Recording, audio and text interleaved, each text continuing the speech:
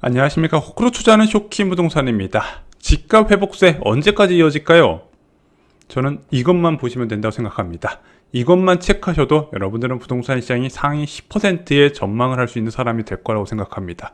영상 시청 전에 구독, 좋아요, 알람 설정 필수입니다. 자, 9월 30일 멤버십 영상에서요, 10월 추천 분양 3건을 추천드렸습니다. 자세한 입지와 예상 분양가를 말씀드렸고요. 두 번째, 판교 공과세대 분양이 진행됐었죠? 그거 과연 가치가 있는지 체크를 드렸고요. 마지막으로 GTX-T Y자 노선, 요즘 핫한 이슈죠. 이거 투자해야 되는 신호에 대해서 정리를 드렸습니다. 주 3회 멤버십 영상에서 다른 인생 만드시기 바랍니다. 부동산 전망에서 제일 어려운 것이 무엇일까요? 저는 상승 중인 아파트 값이 어디까지 올라갈까임이라고 생각합니다. 왜냐면은 지금 강남 지역의 아파트 가격이 전고점 대비 90에서 95%까지 회복했거든요. 얘가 여기서 보합으로 갈지 아니면 전고점을 회복할지 전고점 뚫고 올라갈지 아무도 모른다는 거예요. 왜냐면은 심리적 요인이 더해지기 때문입니다. 그래서 자산가격 상승폭을 예상하는 것은 불가능하다. 그래서 많은 부동산 전문가들도 장세로 표현해요. 집값이 올라가는 추세다, 내려가는 추세다. 하지만 이 집값이 어디까지 오른다고는 표현을 잘 안 한다는 것 여러분들도 아실 겁니다. 자, 집값이 얼마까지 오를지는 모르지만 알 수 있는 것이 있습니다. 바로 이 상승 흐름, 상승세가 언제까지 이어질까라는 거죠. 자, 두 가지로 보면 알 수가 있어요. 첫 번째, 금리고요. 두 번째는 공급입니다. 자, 금리로 집값 상승을 억제하는 방법은 다시 두 가지로 나눠져요. 첫 번째, 지속적인 금리 인상, 2022년 생각하면 될 것 같습니다. 보통 지속적인 금리 인상은 분기별 1회 이상을 의미해요. 그래서 1년에 한 번 금리 올린다고 막 부동산 시장이 쑥대밭이 되고 그러진 않아요.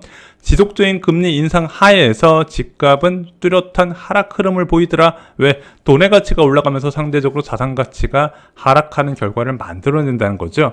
또 하나, 금리는 많이 안 올려도 영향을 줄 때가 있어요.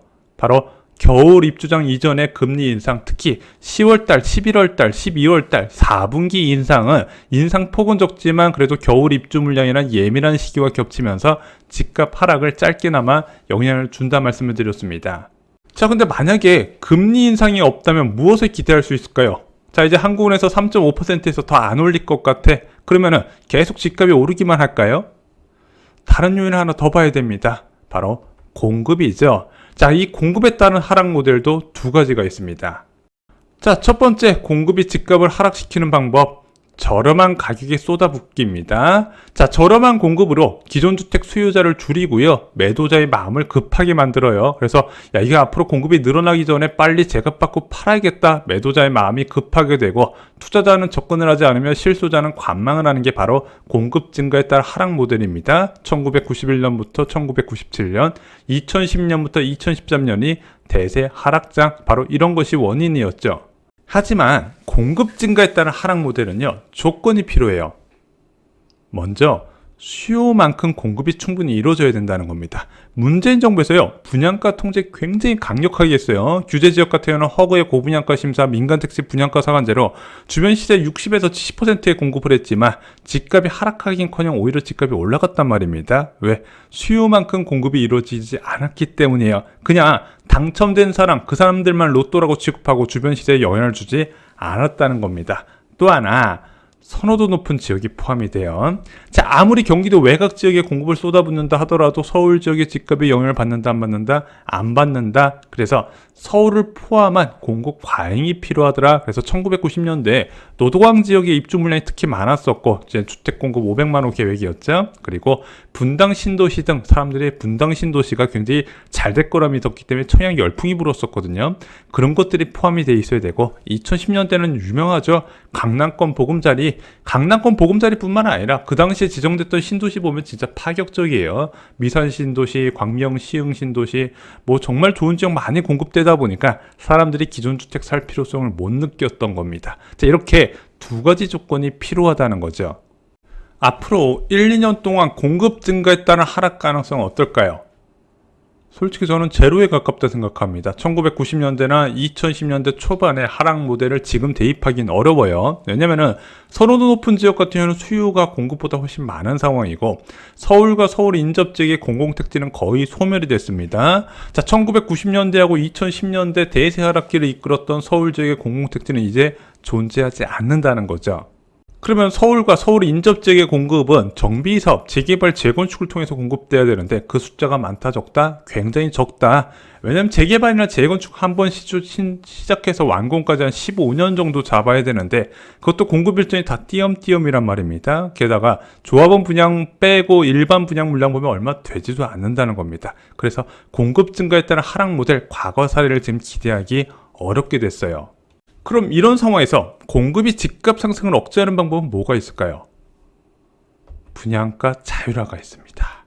시행사, 이제 정비사업장에서 조합은요 언제나 이익 극대화를 추구해요. 왜냐면 이 사람들은 야 나는 서민 주거 안정에 힘쓰겠다면서 재개발 재건축 사업하는 데는 없거든요. 조합원들 이익 극대화를 위해서 건축 사업을 시행하는 건데 그 과정에서 분양가 자율화가 도입된다면 수요가 있는 만큼 분양가를 올리게 될 겁니다. 그래서 최근에 청약 수요가 늘어났고 분양가 규제가 풀려지면서 분양가가 천정부지로 치솟고 있죠. 그래서 지금은요 주변 시세보다 비싸더라도 완판 행렬이 이어지고 있습니다. 하지만 분양가는 영원히 오를 수가 없습니다. 왜냐하면 수요자들도 바보는 아니거든요. 거의 청약이라는 걸 인생 걸고 베팅을 하는 건데 내가 이게 적정 분양가인지 체크를 하고 들어가게 돼 있거든요. 근데 요즘은 유튜브나 전문가분들이 많이 계셔서 조금만 검색해봐도 이게 적정 분양가인지 쉽게 알 수가 있다는 겁니다. 그러면은 계속 분양가가 오르다 보면 결국 수요자가 외면하는 때가 온다는 거죠. 물론 처음부터 뭐 대단지 1군 브랜드가 폭삭 주저하는 건 아니에요. 2군 브랜드 소형단지에서 먼저 시작이 됐다가 대단지 1군 브랜드 미분양이 발생하면서 시장이 본격적으로 다른 흐름이 나타나게 될 겁니다. 작년 6월 달에 이제 뭐 나홀로 아파트 중심으로 미분양이 늘어나다가 결국에는 둔촌주공까지 흥행에 참패했었죠. 자, 그리고 아무리 부동산 시장 분위기가 좋아도요 일단 미분양이 발생하면 그 지역은 더 이상 상승하기가 어렵습니다. 보세요, 청약 과열과 집값 하락이 동시에 나타나기 어렵듯이 청약 위축과 집값 상승이 동시에 나타나기 어렵다는 겁니다. 다만 중요한 것은 그 시점이 언제 올까 이거죠. 근데 저는 좀 늦게 올 거라고 예상을 합니다. 왜냐면은 청약 수요가 너무 많습니다. 자, 전세금에 돈이 묶인 무주택자, 올해 1분기 때 내 집을 사셨어야 되는데 전세를 연장하신 분들 계시거든요. 지금 그분들 처음부터 청약 알아보고 계세요. 두 번째, 내 집에 돈이 묶인 유주택자, 자, 이번엔 집값, 금리 고점에서 무엇인가 이루려고 하시는데 집에 돈이 묶여 있어서 내가 활용 가능한 자금이 신용대출밖에 없네? 이 사람들 청약밖에 안 된다는 겁니다. 집값이 10%만으로 주택 구입 가능한 유일한 방법은 청약밖에 없기 때문에 계속해서 유주택자, 무주택자 청약 수요가 줄고 있지 않는 거예요. 10월에 엄청난 분양대전이 시작됩니다. 분양가 상한제가 적용된 신도시 분양부터 매머드급 대단지 민간 분양까지 다 쏟아져요. 특히 뉴홈 3차 사전 청약 주목하시라고 말씀드렸죠. 3295세대가 일반 분양이 10월 달에 진행이 되는데요.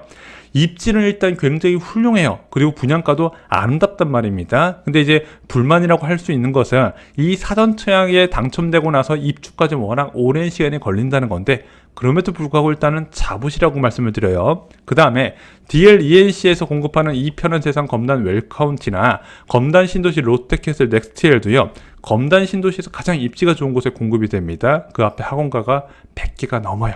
일단은 분양을 받으시는 것을 저는 추천을 드립니다. 분양가 상한제 주택 같은 경우는 좀 긍정적으로 보실 필요가 있어요. 근데 이 분양가 상한제 적용된 신도시의 분양가도 비싸다고 하시는 분들이 굉장히 많이 계시는데 그것마저도 비싸다고 하면 여러분들이 내 집만은 저는 굉장히 멀어질 수밖에 없다고 생각합니다. 좀 긍정적으로 검토해 보시길 추천드려요.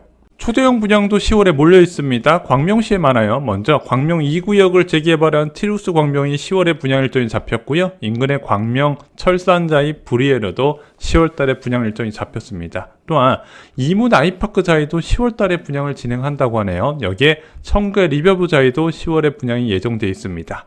일반 분양 물량이 많아서요. 많은 수요자의 관심이 집중된 단지이기도 합니다. 하지만 이런 단지에서 일단 완판 행렬이 이어지잖아요. 최소 올해 내에는 하락을 기대하기 힘들지 않을까 이 부분을 말씀드리고 싶었습니다. 자, 현재 회복 중인 부동산 시장 상황, 반전시킬 수 있는 하락 요인이 무엇이 있는지 오늘 한번 체크를 해봤습니다. 분양시장을 꼼꼼하게 보셔야 되는데 지금 당장 이것을 기대하기는 좀 어렵지 않나 생각이 듭니다. 그래서 앞으로 시장 하락을 기대하면서 계속 기다리시기보다는요, 저는 계속 말씀드렸지만 그래도 2024년 초까지 금리 고점 상황에서 내 집 마련 꿈을 이루시라, 이걸 계속해서 강조를 드립니다. 이상으로 영상 마치겠습니다. 좋아요, 구독, 공유 꼭 부탁드립니다. 감사합니다.